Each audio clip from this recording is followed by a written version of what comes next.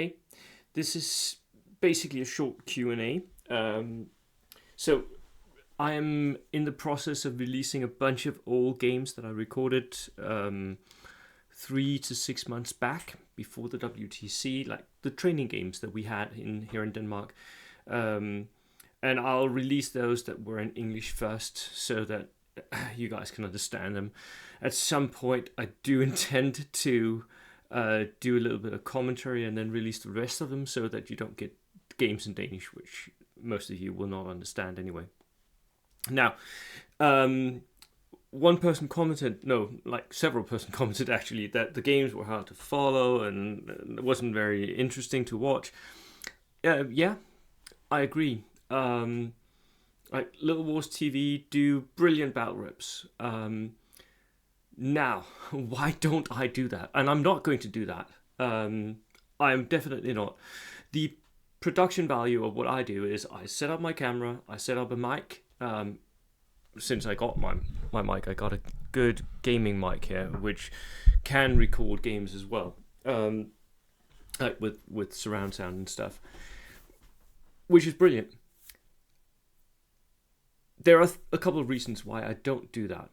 One, this channel is all about competitive bold action. I am not a channel about bling.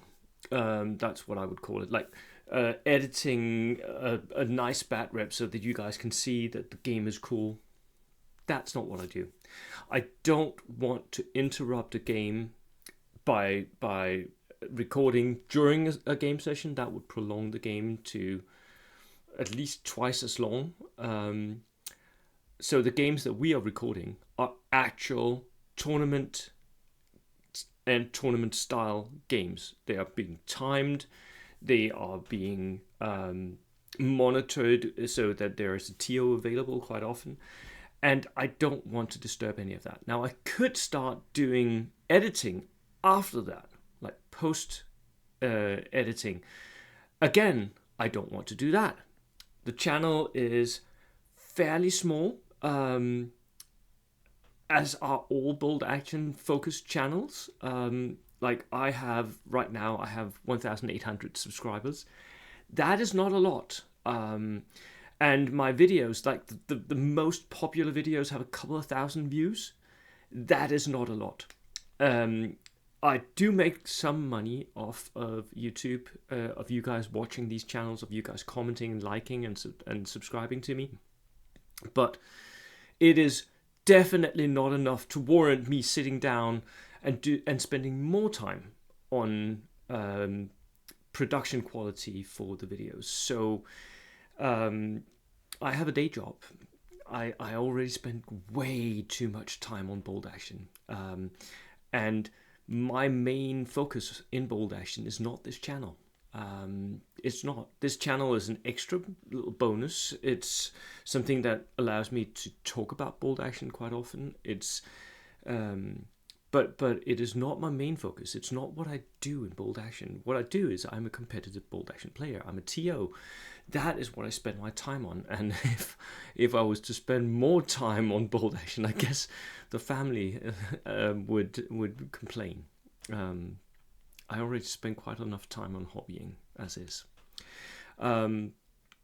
So no, I'm not going to start editing my videos more than I do right now. At least it's definitely not on my to-do list as is right now.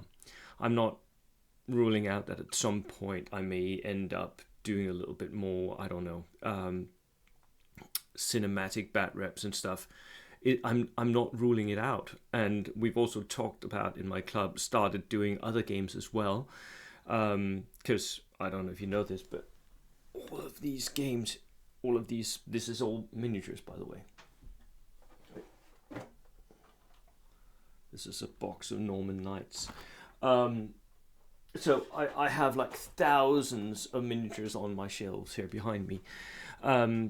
And sometimes they come out and go to the table. They're not. I don't play like Saga competitively or anything, but sometimes these miniatures go to the table. and we play games. And so the club, we have been talking about maybe like recording some of that and putting it out there, and we're also like huge fans, of course, of Little Wars TV and Mark's Game Room as well. But I am not in a position to do that kind of production at all. Both that it doesn't really interest me, and also because of what I said, I don't have the time. And this channel is really a labor of love for one person. It's mostly just me doing it. It's not the club as such. It's me. So as although the club does help, and with rules and everything, they are brilliant. It's brilliant to have sparring partners, and you've seen many of them featured on this channel, but they're not actively helping with the YouTube channel. So no, until I start making very serious money off YouTube, which, I mean, I guess watch more of my videos, watch them several times, like bring your friends, like and subscribe, all of that. But until that happens, until I make like 10 times as much on YouTube, I am not going to spend most of my time doing YouTube. Unfortunately, that's just the realities of it. Right now, I make less than $100 a month. Like every 2 months, I make $100 off of YouTube, which is just enough to